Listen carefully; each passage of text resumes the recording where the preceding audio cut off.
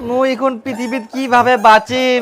বাড়ির বাইরে যাইলেই সবারে মুখগুলা দেখা যায়, কিন্তু মোর মুখটা মুই কাকো দেখা পারিব না। এত দুর্নাম হয়ে গেলে মোর। তুমি আবার এরকম মুখ কালি করে শুয়ে আছো কেন?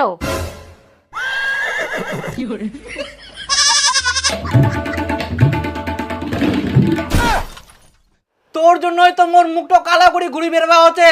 আমার জন্য? আমি আবার কি করলাম? কি করিয়াস করছিস তুই? অন্য ছেলের সঙ্গে পালাই গেলিস, ওই জন্য তো মুখ মুখত কালি লাগাই ঘুরি বেরবা হচ্ছে। মুই কাকো মুখটা দেখাবো পারো ঘুরি। কি তুমি কি পাগল হয়ে গেছো? এটা কোনোদিনও হতে পারে? আমি তোমাকে ছেড়ে যেতে পারি? কোনোদিনও যাব না। আরে গান্ডু, আমি পরীক্ষা দিয়ে সঙ্গে সঙ্গে ইন্টারভিউ দিতে গেছিলাম। হ্যাঁ মুই গান্ডু, ইন্টারভিউ দিতে 2 দিন লাগে, তা আবার কোনো যোগাযোগ নাই। আরে বোঝো একটু ব্যাপারটা।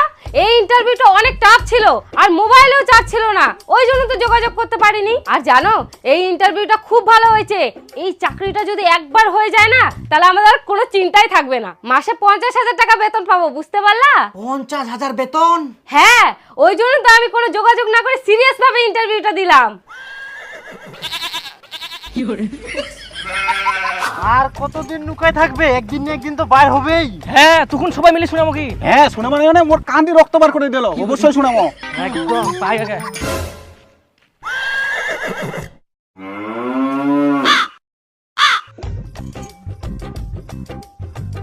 খুব তো ভাষণ দিয়ালু, তোর বউ বলে সব চাইতে ভালো। এই পৃথিবীতে তোর বউয়ের মতো আর কোনো বউ নাই।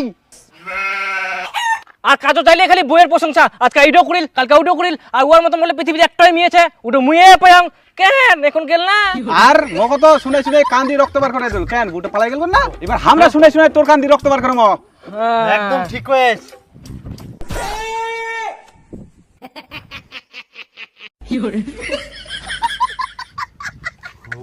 ইয়ার বউ তো পালাই গেল, ইয়ার বউ তো ইয়ার সঙ্গে চেক। তুই কেমন খবর শুনিয়ে লুতে?